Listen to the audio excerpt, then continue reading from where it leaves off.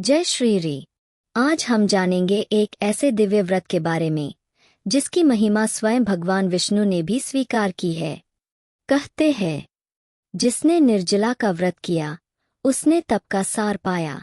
विष्णु भक्ति में जो लीन हुआ उसने मोक्ष द्वार पाया। एक दिन का त्याग, जीवन भर का पुण्य, यही है निर्जला की महिमा। एक ऐसा पर्व जो सिर्फ एक व्रत नहीं बल्कि आत्मा की तपस्या है। यह है निर्जला एकादशी, सभी एकादशियों की राजा, पुण्य और मोक्ष का महामार्ग।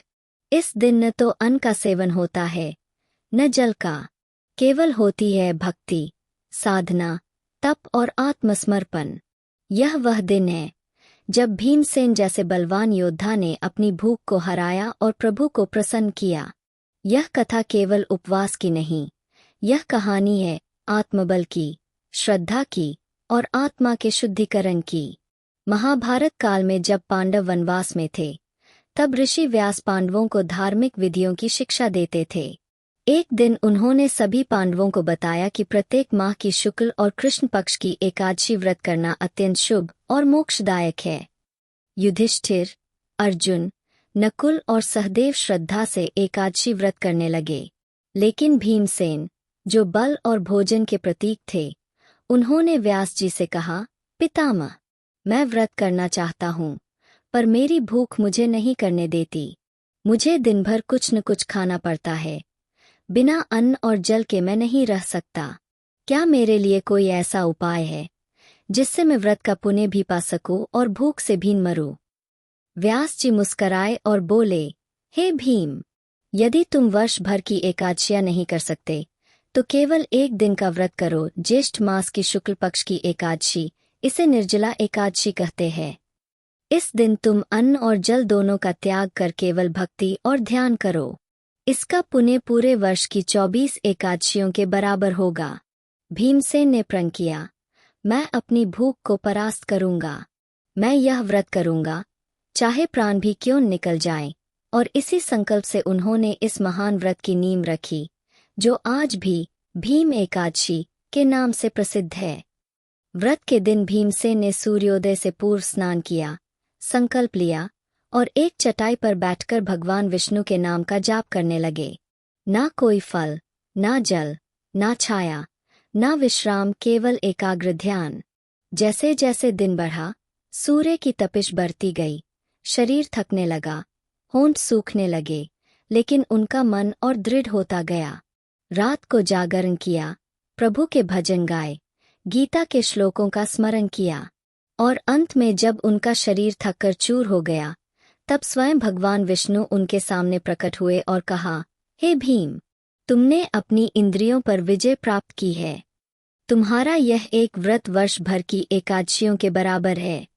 तुम धन्य हो और यह व्रत सदा अमर रहेगा। इस व्रत की विधि अत्यंत पवित्र और अनुशासन से भरी है। दशमी की रात्रि को सात्विक भोजन करें और मन को शांत करें।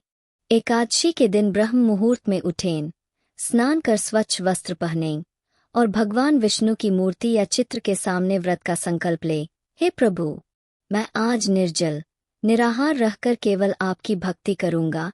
फिर दिन भर न कुछ खाएं, न पानी पिए और मन को हरि स्मरण में लगाएं। विष्णु सहस्रनाम, भगवद गीता या भागवत पुराण का पाठ करें। रात को जागरण करें, यह तप की पराकाष्ठा है। द्वादशी के दिन प्रातःकाल ब्राह्मण को दान दें, अन्न, वस्त्र, जल और दक्षिणा, और फिर जल ग्रहण कर व्रत का पारण करें। पद्म पुराण कहता है कि निर्जला एकादशी का पुण्य गंगा स्नान, तीर्थयात्रा, गौदान, स्वर्णदान और हवन से भी अधिक है। स्कंद पुराण में यह व्रत मृत्यु के पश्चात मोक्ष देने वाला बताया गया है। इसका पालन करने वाले को यमलोक का भय नहीं होता। यह पापों का नाश करता है और जीवन में शांति और समृद्धि लाता है। कहते हैं कि जो व्यक्ति इस दिन जल भी नहीं पीता, वह समस्त सांसारिक बंधनों से मुक्त हो जाता है और भगवान विष्णु के परम धाम वैकुंठ में स्थान प्राप्त करता है। निर्जला एकादशी केवल एक दिन का व्रत नहीं है, यह आत्मबल का उत्सव है। यह दिन हमें यह सिखाता है कि शरीर चाहे जितना भी बलवान हो, असली शक्ति आत्मा की होती है। जब भीमसेन जैसा योद्धा भी भक्ति के सामने झुक गया, तो हम क्यों नहीं? आज की भागदौड़ भरी जिंदगी में अगर हम एक दिन ईश्वर को समर्पित कर दें, तो वह हमें पूरे जीवन का फल दे सकते हैं। इस निर्जला एकादशी पर आइए, हम भी संकल्प लें कि एक दिन प्रभु के नाम, त्याग और ध्यान को समर्पित करेंगे। यही व्रत हमें सच्चे अर्थों में मजबूत बनाता है। यदि यह कथा आपको प्रेरणा देती है, तो कृपया इसे शेयर करें, दूसरों तक पहुंचाएं और इस चैनल को सब्सक्राइब करना न भूलें, ताकि धर्म और भक्ति की ऐसी ही कथाएं आपके जीवन को दिशा देती रहें। जय श्री री।